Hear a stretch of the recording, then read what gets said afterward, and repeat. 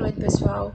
Eu sou Carol, tá certo? Eu sou a professora que vai estar acompanhando vocês agora nessa disciplina aí de CME, tá certo? E aí a gente vai dar início falando um pouquinho da história do CME, tá certo? O que é que acontece? Antes de fato da gente começar a falar sobre o CME em si, a gente tem que entender a questão da conjuntura, como é que era antigamente, como é que eram os procedimentos. A gente sabe que nos séculos passados, a gente não tinha o processo revolucionário das cirurgias como a gente tem hoje, com o advento da robótica, da tecnologia, da informação, né? E aí até o final do século XIX, as cirurgias praticamente elas não existiam, tá bom? A gente tem que é um processo bem velho, quanto se brincar a idade da humanidade. E aí na época da antiguidade, no processo da Idade Média, como é que eram feitos esses procedimentos ditos cirúrgicos, tá? E aí eram feitos de forma principalmente mais paliativa. Esses médicos, eles tinham medo, por exemplo, de acessar a cavidade abdominal dos pacientes. Eles atuavam mais a níveis de feridas, tumores, e aí eram processos mais de extremidades, tá certo? Então eles trabalhavam mais em cima de situações externas e também dos membros, tá bom? Porque era mais fácil para se trabalhar, tinham menos complicações e aí não tinha tanta exposição, tá certo? Não tinha tanta questão de conhecimento de fato envolvido, até porque o conhecimento naquela época ele era extremamente limitado. E aí, eles lidavam basicamente com o exterior e as extremidades, como a gente viu, tá? Eles evitavam o abdômen e outras cavidades do nosso corpo. E assim, principalmente, eles evitavam a questão da nossa cabeça, tá? Do sistema nervoso central. As cirurgias eram realizadas de qualquer forma, de qualquer jeito, sem local apropriado, tá bom? No início dos séculos, a gente tem realização de procedimentos cirúrgicos dentro de campos de guerra, a gente tinha procedimentos cirúrgicos sendo realizados em convés de navios para transporte de passageiros, transportes de escravos, tá certo? E aí não existia nenhuma preocupação com as técnicas de asepsia, de antisepsia, de limpeza. Não existia de fato a questão da higiene envolvida, tá bom? E aí o que é que acontecia? O risco era absurdo, tá bom? A gente tinha infecções índices altíssimos. E aí, como a gente não tinha como tratar esses procedimentos infecciosos, essas condutas contaminadas que eram realizadas, o índice de mortalidade era altíssimo. E aí, só era realizado o procedimento cirúrgico, de fato, quando era inevitável. Não tinha outra opção, e aí é que o médico fazia o procedimento, tá? E aí outra coisa que a gente tinha problema também, a gente não tinha o advento da medicação como a gente tem hoje. Hoje a gente tem uma indústria farmacêutica aí que investe pesado na elaboração, na criação, na modificação de medicações. A gente tem vacinas, a gente tem soros, a gente tem diversos tipos de medicamentos, de drogas que são utilizadas para tratar e aí para curar, para fazer de forma paliativa, para aliviar algum processo, diminuir um risco, tá bom? E aí nessa época eles não tinham nada disso. E aí eles tinham 3 grandes desafios de forma principal. Então, o primeiro era o processo da dor. E aí a gente tem aquela história, né, de Tiradentes, que até tá próximo aí, o feriado. E aí Tiradentes, ele era dentista, ele era um cirurgião dentista. E aí quando ele ia fazer as cirurgias dele, as extrações dentárias, ele embebedava as pessoas, tá certo? E aí, por conta do álcool, do uso da bebida alcoólica, a pessoa ficava levemente anestesiada. Ou então se embebedava de tal forma que a pessoa apagava, como a gente chama hoje, aquele coma alcoólico, para que ela não viesse a sentir tanto o procedimento, para que ela não viesse a ter tantas queixas durante a realização do evento, tá bom? Além disso, da questão da dor envolvida, a maioria delas era feita no cru, tá certo? Porque a gente não tinha também anestesia. Outro fator é o processo de hemorragia, tá bom? Eles não tinham equipamentos, eles não tinham ferramentas, eles não tinham instrumentais, eles não tinham medicamentos que a gente pode hoje, pelo advento da medicação, controlar, diminuir o risco do sangramento, tá bom? Eles também não tinham. E além disso, como a gente já comentou, a questão do processo infeccioso. Não tinha questão de limpeza, não tinha higiene, fazia-se em qualquer lugar, com qualquer tipo de material, materiais que já tinham sido usados anteriormente, e aí utilizavam em outros pacientes. E aí o risco de infecção, como a gente já viu, era de forma absurda, tá bom? E com isso a gente tinha um índice de mortalidade também gigantesco. À medida em que a técnica cirúrgica foi sendo desenvolvida, em consequência de diversas descobertas, né, desde a descoberta dos procedimentos, das medicações anestésicas, dos procedimentos de hemostasia, para a gente conseguir diminuir aquele sangramento que estava ali naquele local, a questão das técnicas de asepsia, da lavagem principalmente da lavagem das mãos, da lavagem dos instrumentais, da questão da esterilização, né? Que antes era bem rudimentar, que a gente vai ver, certo?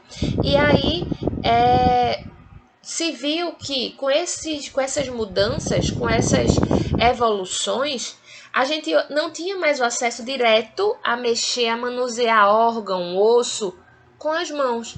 A gente começou a ter esse manuseio de acordo com a evolução desses equipamentos. Então foi muito importante. Tá bom? E isso a nível de 1800, minha gente. A gente tá em 2020. E aí, gente, já graças a Deus conseguiu evoluir bastante. Por volta de 1874, Louis Pasteur sugeriu que esses instrumentos cirúrgicos que tinham sido utilizados fossem colocados em água fervente e ainda passados sobre uma chama, tá certo? E ele acreditava que com a imersão desses instrumentais em água fervendo e passado sobre uma chama, a temperatura alta, o calor, fazia que matassem micro-organismos, tá certo? Então, o risco de contaminação, o risco de infecção daria uma diminuída. E, de fato, deu, tá certo?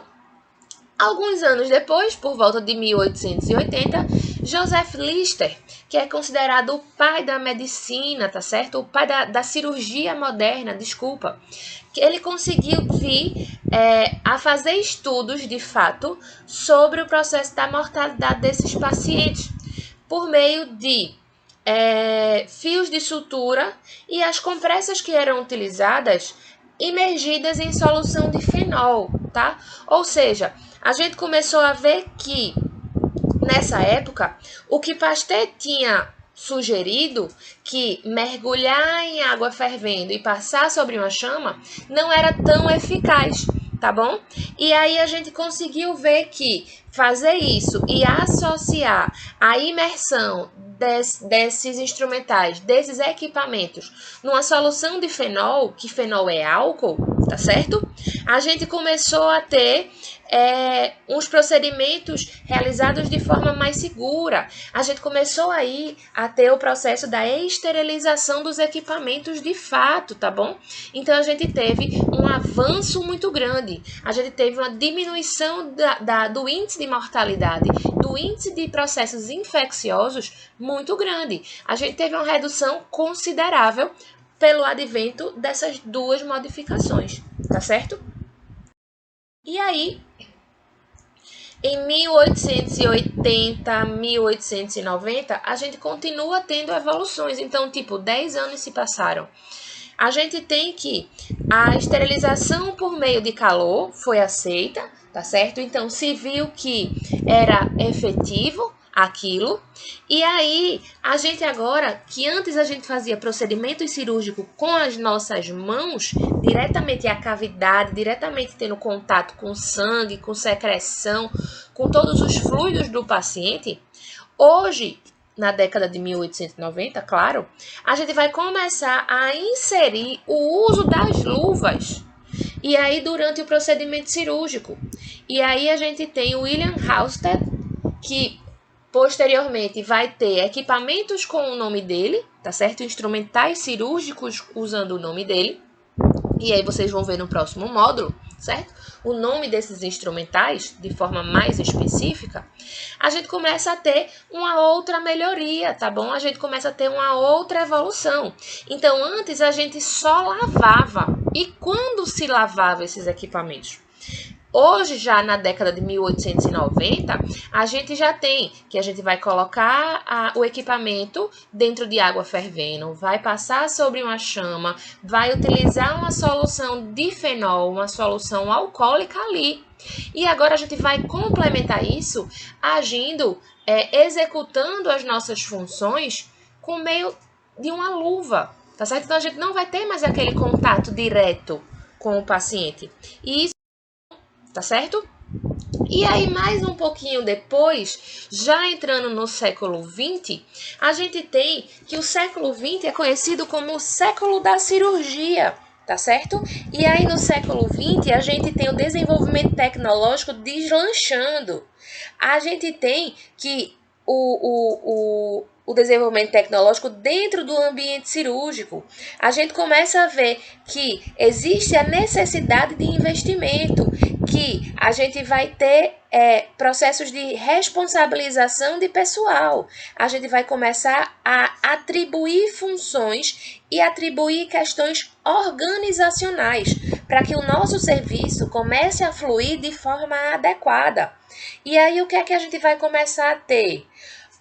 Responsabilização de pessoas para organização, limpeza, conservação, acondicionamento e guarda dos materiais que vão ser utilizados ou dos materiais que foram utilizados, tá certo? A esterilização e guarda desses materiais estéreis. A gente vai ter o controle dos equipamentos, dos instrumentos. Então, a gente vai começar a dividir, colocar equipamentos específicos para aquele tipo de cirurgia. Então, a gente vai começar a ter a montagem das caixas cirúrgicas, tá certo? As caixas instrumentais. E aí, a gente vai também precisar de uma área específica para realizar essas atividades. Então, para a gente poder limpar, para a gente poder organizar, para a gente poder guardar, para a gente separar, tá? A gente vai ter que ter um lugar específico para poder fazer isso. E aí, a gente já tem, de forma rudimentar, o aparecimento do CME, tá certo? O que é que acontece? A gente, com o advento da tecnologia envolvida, a gente passa a ter uma demanda de cirurgias, a gente passa a ter um aumento da necessidade de equipamentos, a gente tem a criação de novos equipamentos, novos artigos médicos cirúrgicos, artigos médicos hospitalares, tá certo? E aí, a gente de fato começa a ver que existe essa necessidade de centralizar tudo num local só. E aí, a gente tem que ter um local para limpeza, um local para guarda, um local para fazer a esterilização desses equipamentos, tudo no mesmo lugar. E aí, a gente consegue, com isso, racionar o tempo de serviço, a gente consegue racionar a dispersibilidade das pessoas, ou seja, as pessoas não ficam tão dispersas, porque vai ter que sair, vai ter que voltar, e vai para lá, e vem para cá. Além disso, a gente otimiza também o uso dos equipamentos, porque, infelizmente, a gente ainda vive na política da lei do menor esforço. Então, a gente sempre vai querer pegar, sempre vai utilizar o que está mais próximo. Então, a gente vai gastar muito um material, enquanto o outro que está mais distante vai ficar ali e vai ficar sem uso, tá bom? E aí, o que é que acontece? Além de eu centralizar tudo num local, o que é que acontece ainda? Eu consigo diminuir a dispersibilidade, né? Ou seja, cada coisa em um local, e aí a gente vai ter mais espaços sobrando, mais espaço livre para que a gente tenha um aumento, um espaço maior podendo vir a ter um aumento no número de leitos para a assistência ser prestada de forma direta, tá bom? Então, eu acondicionando todos os meus serviços no mesmo lugar, o que é que vai acontecer? A gente vai conseguir ter um controle maior sobre os nossos materiais, a gente vai conseguir ter um controle maior sobre a quantidade de material, eu vou conseguir ter um controle sobre a manutenção desses materiais, se esse material está prestando, se não está prestando, quando foi usado, quando é que ele pode ser utilizado novamente. E aí a gente consegue ter um compromisso maior, uma responsabilidade maior, uma eficácia maior dentro daquele ambiente de forma, vamos dizer, isolada. Porque até então era tudo disperso, era tudo espalhado por dentro do hospital. E agora não. A gente começa a agregar, a juntar todos esses serviços no mesmo local. E assim a gente consegue fazer o nascimento do nosso CME, do nosso Centro de Material e Esterilização, ou então Central de Material e Esterilização, tá certo? É a mesma coisa, Centro de Material e Esterilização ou Central de Material e Esterilização. Ambos são o CME, tá certo? E aí o que é que a gente tem? Isso a gente tem no começo do século XIX, tá bom? Na Europa, isso surgiu na década de 1800 e bolinha, 1870. Só que, infelizmente, tudo quando chega no Brasil, chega bem depois. Infelizmente, a gente ainda tem um atraso quanto a isso, tá certo? E aí, o que é que acontece? A gente tem uma crescente, tá bom? Aqui, de número de hospitais, da assistência hospitalar, a gente tem a assistência de forma hospitalocêntrica, tá bom? Que vai ser aquela assistência prestada ao paciente quando ele está doente e não de forma prevencionista, tá bom? De forma a tratar o paciente, fazer a profilaxia antes da exposição, antes do paciente adoecer. A gente não tinha essa visão ainda, tá?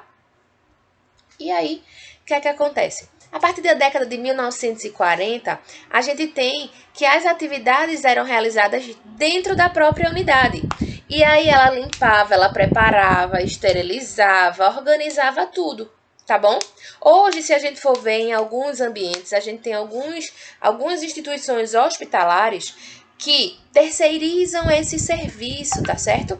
Que é diferente. Então, a gente não tem, por exemplo, uma CME completa dentro do ambiente hospitalar. Então, o equipamento que foi utilizado, o equipamento que está sujo, a gente armazena, leva para a empresa, ou a empresa vem buscar, vem recolher, e aí faz o processo de limpeza, de lavagem, de esterilização, a vistoria em todo o material e posteriormente, depois que está tudo certo, está tudo estéril, eles devolvem para a gente.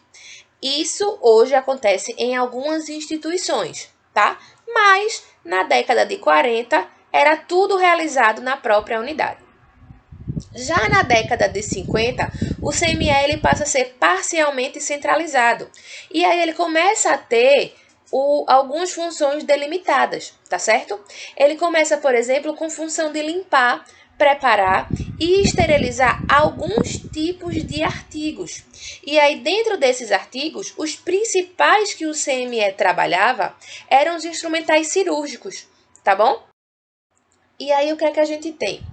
Na década de 60, na década da minha mãe, tá? Olha como eram as agulhas. A agulha era de vidro, tá certo? Ela era amolada no ferro lá, na base metálica. E elas eram reprocessadas, elas eram reutilizadas. Pegava essa agulha, depois que era utilizada, jogava num balde de água fervendo lá, numa bacia, numa panela com água fervendo, e depois afiava para poder utilizar. Graças a Deus que, nos dias de hoje, a maioria dos artigos que a gente tem são descartáveis. E aí hoje a gente não amola mais, a gente não afia, a gente utiliza e joga fora. Hoje a gente tem diversos calibres, diversos tamanhos, para cada um com a sua necessidade, para cada um ter a sua função. tá certo? Para que a gente não venha a causar danos de forma desnecessária para o nosso paciente, que o que não era, que não acontecia, na verdade, que não era feito antigamente. A gente não tinha isso. O que é que a gente tinha ainda antigamente, na década de 60? Não tinha a questão da separação de forma específica de um lixo hospitalar. Então, o descarte do lixo hospitalar, independente do tipo de lixo, ele era jogado de qualquer jeito. E aí, muitos desses lixos hospitalares, eles eram desprezados dentro dos rios, dentro das matas, tá certo? Nos campos. E aí havia uma contaminação muito grande. E aí havia contaminação dos peixes, havia contaminação da água, havia contaminação do solo.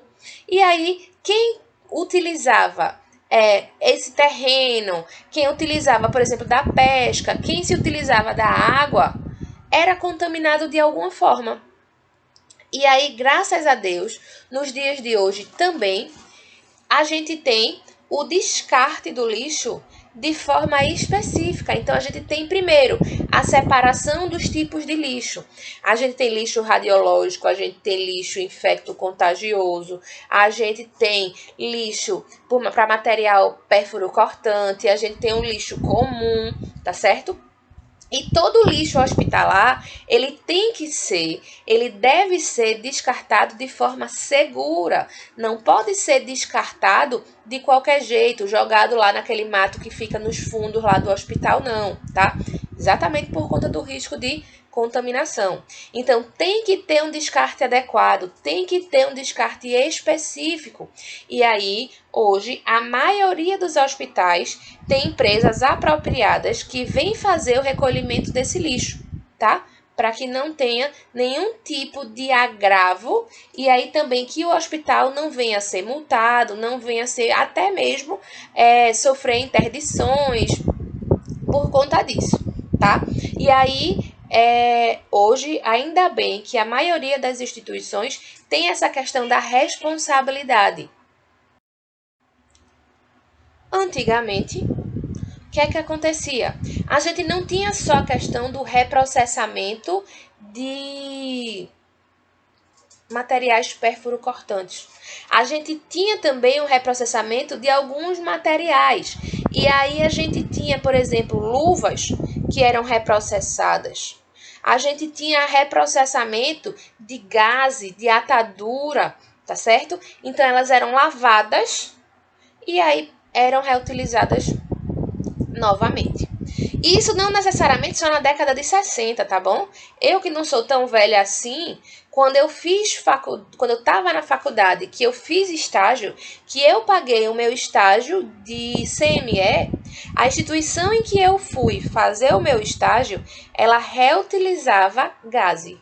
Por incrível que pareça, quando eu vi, eu fiquei perplexa, eu fiquei passada. E aí, como é que a gente sabia se aquela gaze que estava sendo utilizada era uma gaze nova, limpa, estéril, ou era uma gaze reprocessada, tá bom? Então, o que é que a gente tem? Quando a gente pega um pacotinho de gaze, ela vem naquele invólucro branquinho, né, transparente. No caso da minha época, quando eu estagiei na faculdade, no hospital, a instituição ela reprocessava e utilizava aqueles papéis que a gente chama de papel craft, tá certo? Que parece aquele papel de pão, é aquele papel amarronzado. Então, a gente vinha dentro daquele papel, que é um papel mais grosso, e aí dentro daquele papel vinha um montinho de gases. E aí não tinha uma quantidade específica, uma quantidade exata, tá bom?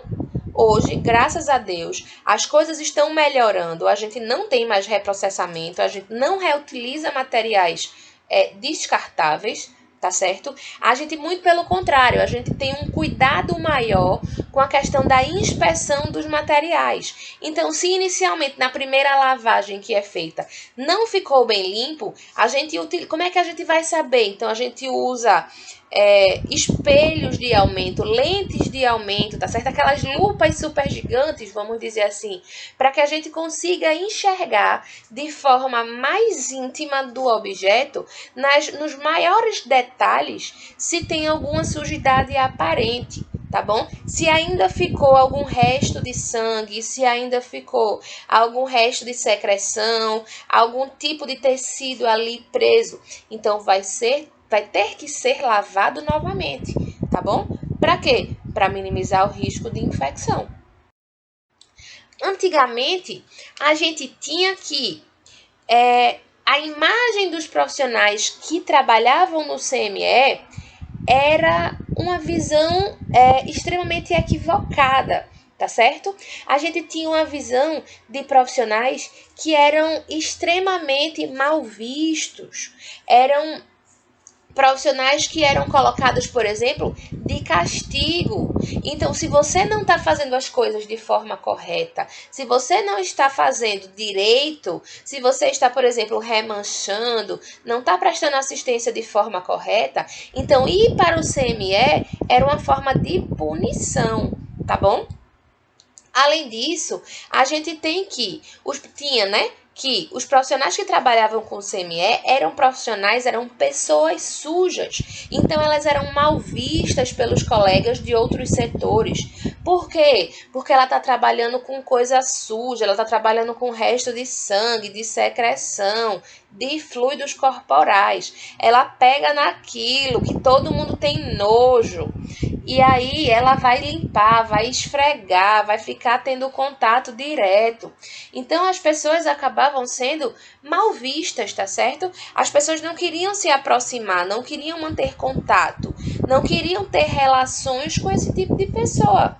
Que hoje a gente tem uma visão completamente diferente, tá certo?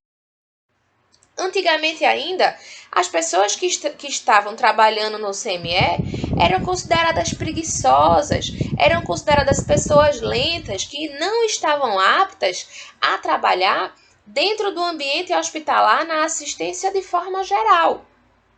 E aí, por elas não conseguirem se adequar, elas eram colocadas para trabalhar no CME. Então, por quê? Porque no CME você vai mexer com alguns tipos de substâncias, com alguns tipos de soluções, e você vai deixar ali passando horas. E aí você vai ter que esperar para que aquela solução reaja. Você vai ter que esperar para que aquela solução venha a fazer efeito, venha a soltar aquelas secreções, aquelas substâncias que estão ali coladas, tá? Estão aderidas nos equipamentos. Então você fica, muitas vezes, ao olhar de forma distorcida, você ficaria sem fazer nada, tá? E aí, diferentemente do que a gente sabe como é o fluxo dentro de uma CME. As pessoas ainda tinham fama de burras, porque não sabiam fazer as coisas. E não tem o que saber fazer, ao ponto de vista deles, dentro de um CME. O CME é o pior setor para se trabalhar. Não tem nada para fazer. Vai para o CME quem não sabe fazer nada, que é só jogar lá os equipamentos dentro da solução e depois bota para lá para ferver, bota lá nas máquinas, tá certo? E aí depois você retira e guarda. Qual é a dificuldade que tem nisso? Tá bom? Então o CME era local de depósito de profissional ruim. Era depósito de profissionais que não queriam trabalhar. Era depósito de profissionais sujos. Além disso, de profissionais preguiçosos, tá? De pessoas que não tinham o que fazer, não queriam trabalhar. E aí, infelizmente, as pessoas começaram a taxar todo mundo que trabalhava no CME da mesma forma. Eram profissionais que trabalhavam já de forma mecânica, que você precisava só dar uma orientação e tá bom, acabou por ali. E aí você não precisa estar reforçando, você não precisa estar levando novos conhecimentos, você não precisa estar se atualizando. A fama e a imagem que os profissionais do CME tinham antigamente é uma coisa, novamente, eu volto a dizer, totalmente distorcida do que a gente tem hoje, de fato, da função que esses profissionais executam. E aí, quais eram os motivos pelos quais as pessoas iam trabalhar nos CMEs? Então, os procedimentos que eram realizados lá eram considerados procedimentos repugnantes. Lá estavam lotadas as pessoas que estavam pagando todos os seus pecados, estavam sendo punidos para irem para lá. Certo? Era uma forma de punição. Então, por exemplo, eles tinham que lavar agulha, lavar seringa suja de sangue, lavar luva suja de sangue, de pus, luva suja de urina, de fezes, o látex da aspiração, a borracha cheia de secreção, tá bom? Coisa que, graças a Deus, hoje a gente não faz mais. Todos esses materiais, eles são materiais utilizados para a questão... são materiais utilizados de forma descartável, tá bom? Então, a gente utiliza e depois vai jogar fora. E vai jogar cada um no seu tipo de lixo de forma específica. Já hoje, o que a gente vê dos profissionais que trabalham no CME, a gente tem uma visão muito mais detalhada, a gente tem uma visão muito mais apurada, a gente tem uma visão muito mais aguçada, tá certo? Então, o pessoal que trabalha no CME consegue ver o que a gente, de forma geral, não vê em situações comuns. Eles têm o que a gente chama de olhos de águia, eles são muito mais... detalhistas, eles são muito mais perceptivos a qualquer alteração do que quem não está apto para trabalhar ali. Hoje, os profissionais que trabalham na CME são profissionais extremamente habilidosos, são profissionais extremamente cautelosos, são profissionais que têm uma dedicação enorme. E aí, por mais que você não esteja prestando uma assistência de forma direta, você também está envolvido no processo da assistência. Por quê? Porque se você que trabalha no CME não fizer uma higienização daqueles equipamentos, uma asepsia, se você não fizer um trabalho de forma detalhada, de forma apurada, de forma bem feita, você vai estar levando potencial contaminação para aquele paciente que vai fazer a utilização daqueles materiais, daqueles equipamentos. Então, você precisa trabalhar de forma segura, você precisa trabalhar de forma bem feita, tá bom? Porque indiretamente você também presta assistência a esse paciente. Hoje, a visão de quem trabalha no CME é a visão, muitas vezes, de pessoas que a gente costuma até brincar, dizendo que elas têm toque, porque não podem ver nada sujo. E aí, eles ficam com mania de limpeza, com mania de higiene, tá? Então, tudo tem que estar perfeitamente limpo, tudo tem que estar sem nenhum tipo de alteração, sem nenhum tipo de contaminação, tá?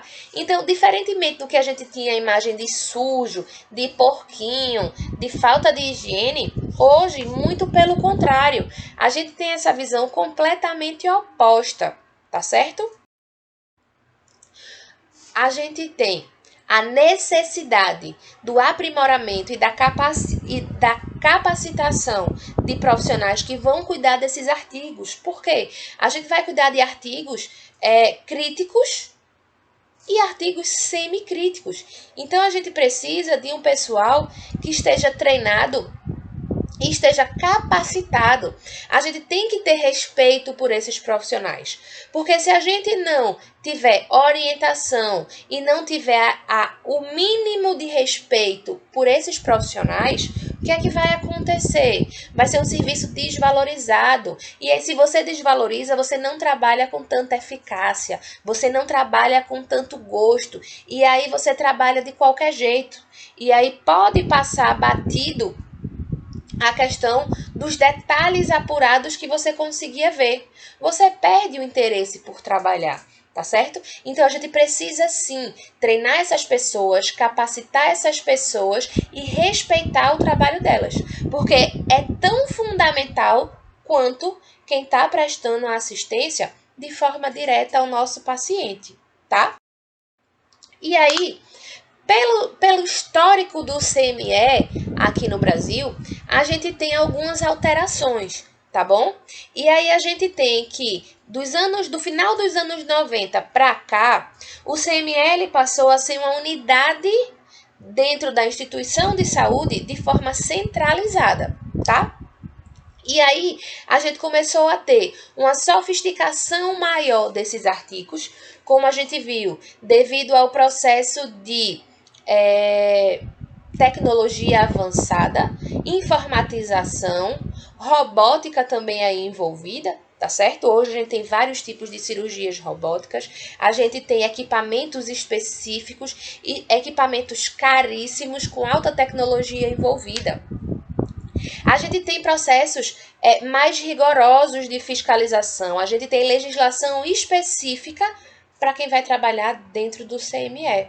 A gente tem controle sobre as resistências microbacterianas mais severas. Então, a gente vai ter indicadores para saber se aquele local está contaminado ou não. O índice de infecção que está ali, tá bom? Então, a gente tem que ter esse controle.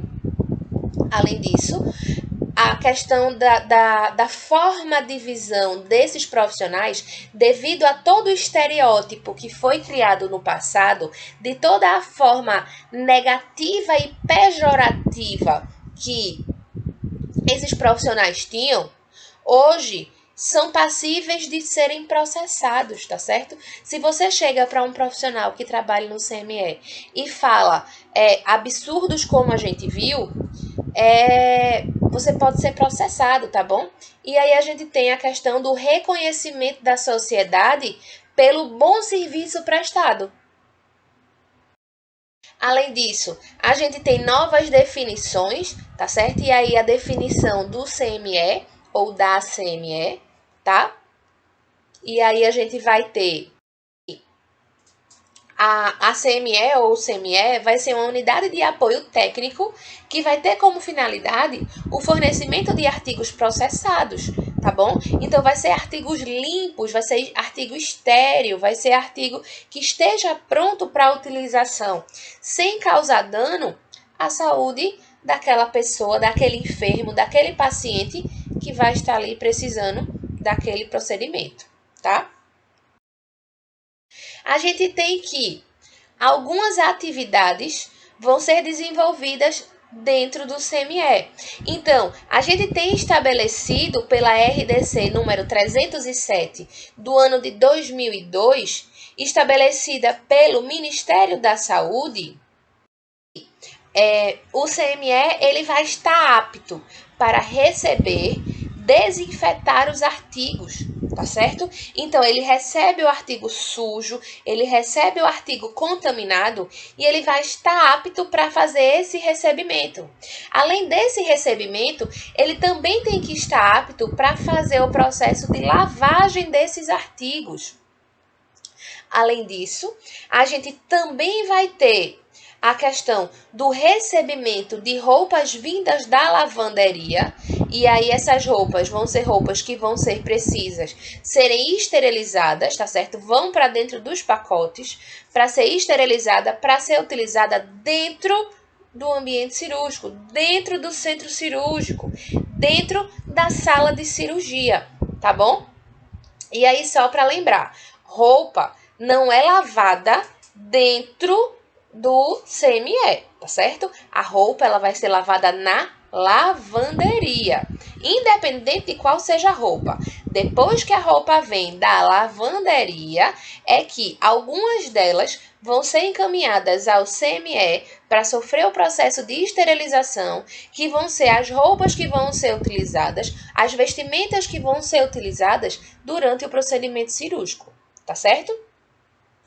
Além disso, eles também vão estar, responsabilidade também vai ser uma atividade desenvolvida dentro do CME, a preparação dos artigos e das roupas em pacotes, tá bom? Que a gente falou agora, a questão da esterilização dos artigos, a questão do armazenamento dos artigos já esterilizados, e aí a gente vai ter, eu vou mostrar a vocês na próxima aula, que a gente vai ter a divisão dentro do CME, tá certo?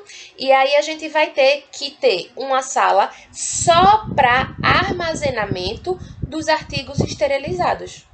Além disso, a gente vai ter que ser responsável pela distribuição desses artigos. Então, a gente vai ter que protocolar esses artigos, dizendo o que está saindo, quem está pegando, quando está pegando, tá certo? Para que a gente comece a ter um controle sobre a utilização desses equipamentos.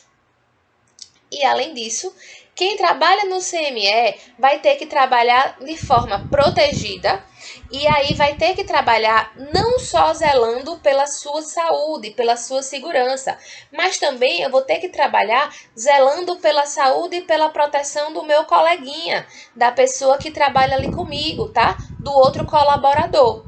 Por quê? A gente trabalha em equipe, tá bom? A gente trabalha em conjunto.